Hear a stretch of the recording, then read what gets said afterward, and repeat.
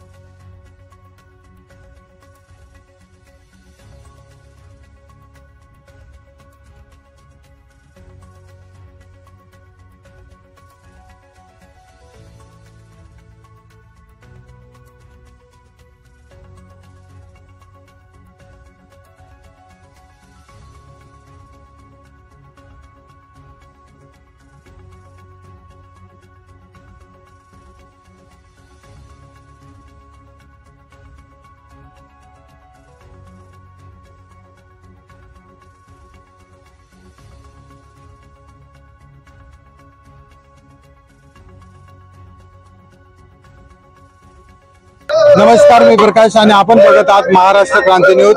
आज जागतिक आदिवासी दिन आणि कळवण तालुक्यामध्ये आपण जर बघितलं तर मोठ्या धुमधडाक्यामध्ये साजरा होत आहे आणि चनकापूर येथील हुतात्मा स्मारक इथं या ठिकाणी शहीद झालेल्या हुतात्म्यांना अभिवादन करण्यासाठी सर्व शासकीय यंत्रणा या ठिकाणी आलेल्या आहेत। तसेच या पद्धतीने आपण जर या ठिकाणी बघितलं तर माजी केंद्रीय मंत्री भारतीताई पवार देखील या ठिकाणी आहेत। आपण त्यांच्याकडून जाणून घेणार आहोत आणि ते आदिवासी बांधवांना कशा शुभेच्छा देतात हे आपण जाणून घेणार आहोत। ताई, आदिवासी दिनाच्या आपल्याला सर्वप्रथम शुभेच्छा आहेत।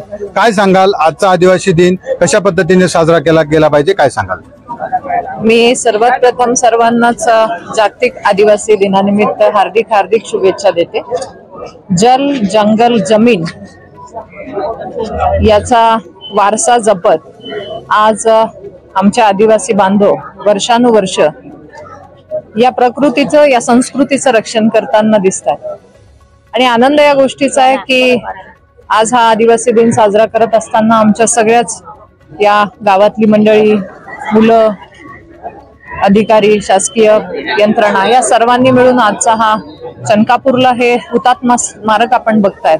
इथे असंख्य हुतात्मा आमचे आदिवासी बांधव झालेत, ज्यांनी देशाच्या रक्षणासाठी आपल्या प्राणांची आहुती दिली। आज त्यांना सर्वांना नमन करण्याचा, कोटी कोटी नमन करण्याचा हा दिवस आहे। त्यांचं योगदान हे आम्ही कधीच विसरू शकणार नाही आणि हे ठिकाणच मुळात त्याची साक्ष देणारं ठिकाण आहे। याला एक ऐतिहासिक वारसा आहे आणि मी या निमित्ताने एवढंच म्हणेल की आजचा आमचा आदिवासी बांधव आज विकासाच्या दिशेने पुढे येत असताना सर्वांनी मिळून सर्वांना बरोबर प्रवाहात घेऊन जाण्यासाठी आदरणीय पंतप्रधान नरेंद्र मोदीजी हे नेहमीच कार्यरत असतात आणि मी आभारी आहे की आदिवासी केंद्रातलं आदिवासी सेपरेट एक मंत्रालय भारतीय जनता पार्टीचं सरकार असताना केलं आणि ते बजेट वाढवण्याचं काम सुद्धा माननीय पंतप्रधान नरेंद्र मोदीजींनी केलं। मी आभारी आहे की माझ्याच मतदारसंघामध्ये जे आदिवासी तालुके आहेत, कळवण आहे, सुरगाणा आहे, वणी आहे, दिंडोरी आहे, तिथे पेठ आहे, तिथे आदिवासी एकलव्य मॉडेल रेसिडेन्शियल स्कूल हे 4ही तालुक्यात मंजूर झाले। पहिल्यांदा आमच्या आदिवासी मुलांसाठी सीबीएसई बोर्डाची आधारित इंग्लिश मीडियम स्कूल आज इथे उभी राहते।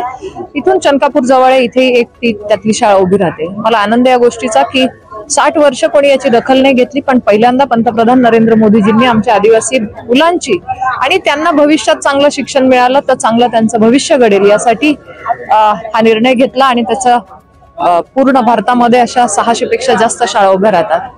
आताच राष्ट्रीय ग्रामस्वराज अभियान अंतर्गत जवळपास आदिवासी भागातल्या 77 पेक्षा जास्त ग्रामपंचायतींना मंजुरी मिळाली। बघा, वर्षानुवर्ष ग्रामपंचायतीसाठी निधी मिळणं, तिथले कार्यालय उभे राहणं ही जशी सरकारची जबाबदारी आहे तर 60 वर्षापासून काही कार्यालय काही गावांना नव्हती आणि आता जवळपास 70 पेक्षा जास्त कार्यालय माझ्याच या आदिवासी तालुक्यांमध्ये केंद्र सरकारच्या माध्यमातून त्यांना निधी मिळाला. मी आभारी आहे. मी एवढंच म्हणते की राज्य सरकार असेल केंद्र सरकार असेल त्यांच्या माध्यमातून आदिवासी जनतेसाठी येणाऱ्या सगळ्या योजना चांगल्या राबल्या पाहिजेत. त्यासाठी आम्ही सगळ्यांनी जागरूकपणे त्या राबवून पण घेतल्या पाहिजे. मी महाराष्ट्राचे मुख्यमंत्री माननीय शिंदे साहेब, माननीय उपमुख्यमंत्री देवेंद्रजी फडणवीस, माननीय उपमुख्यमंत्री अजितदादा पवार साहेब यांचा सुद्धा मी मनापासून आभार मानते. आणि परत एकदा आदिवासी जनतेच्या सगळ्या योजना तळागाळापर्यंत पोहोचवण्यासाठी आपल्या सगळ्यांचं कर्तव्य आहे. ते कर्तव्य पार पाडू हीच खरी श्रद्धांजली ठरेल. निश्चितच ताई, खऱ्या अर्थाने आपण जर बघितलं तर मोठ्या धुमधडाक्यामध्ये या ठिकाणी आदिवासी दिन साजरा झालेला आहे आणि आपण जर बघितलं तर सर्व शासकीय स्टाफ या ठिकाणी आलेला आहे.